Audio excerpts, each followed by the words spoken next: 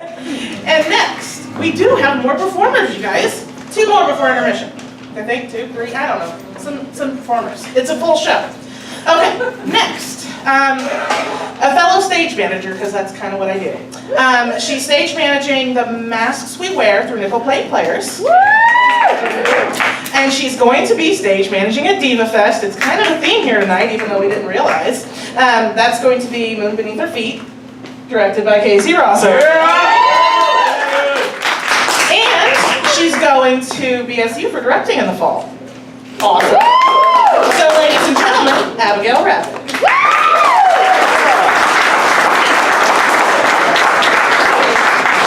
Hey everybody. Let's see. Okay, so I did not know what was going to be before me. So I'm a little out of it, but that's okay. That's okay. I have attended a previous college before, and while I was there, I was studying creative writing, psychology, and theater. And I have a real passion for playwriting and writing poetry. And when I heard about Pull Up a Chair, I was like, oh my gosh, this is such a cool platform. Everybody just gets together and they get to share their stories with people who care about hearing stories. And so I thought that was really cool. And I submitted, and look, now it's today. So the topic that I have is kind of interesting. A couple summers ago, I was outside on my back patio, and my sister comes running up, and she's like, hey, our neighbor Jarnell needs our help. And I was like, oh, okay, because we're friends with my neighbor, and it's not unusual. We go over to his backyard, and he's like, hey, and I'm like, this is bad. I don't like this tone at all. He's like, hey, our boxers got into a nest of baby bunnies. Oh. Yeah. And there's the mood. It's dead. We're good to move on.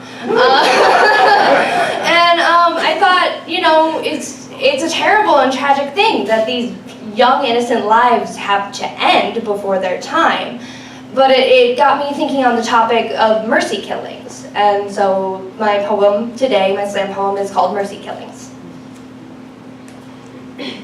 I never wanted to be a murderer, but sometimes you gotta get your hands dirtier than you ever intended. Summer skies can be a canopy of pain that's untamed, out of chains, unreined, for all the reasons we love the season. The heat, the length of days, the freedom. But sleepy summers can cause us to slumber, to close our eyes to one another. One summer, my neighbor found a nest of baby bunnies. Some of them had shredded backs. His dog got into the nest and attacked.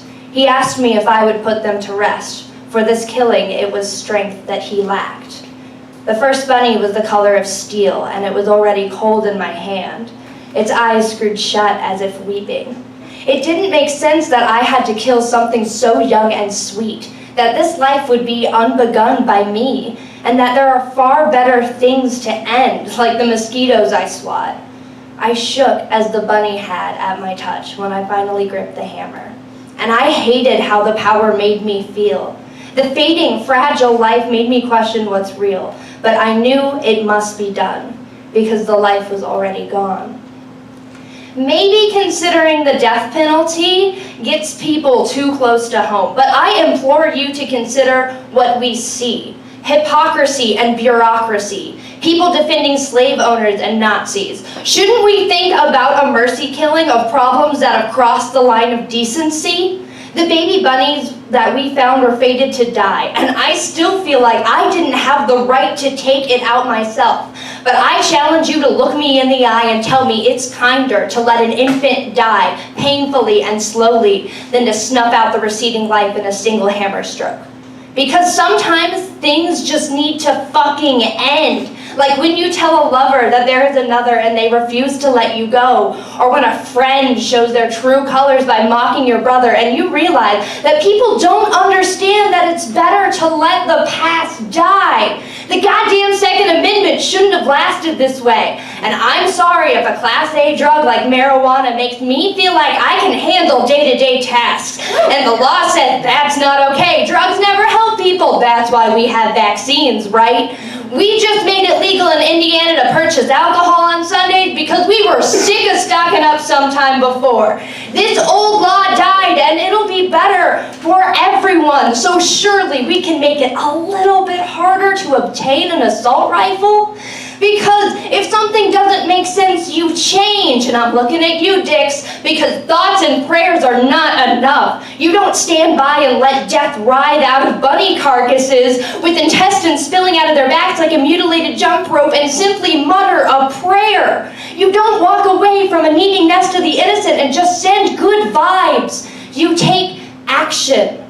Mercy killings should only reach what's already dead. And I would prefer if you take me out than string me along instead. Thank you.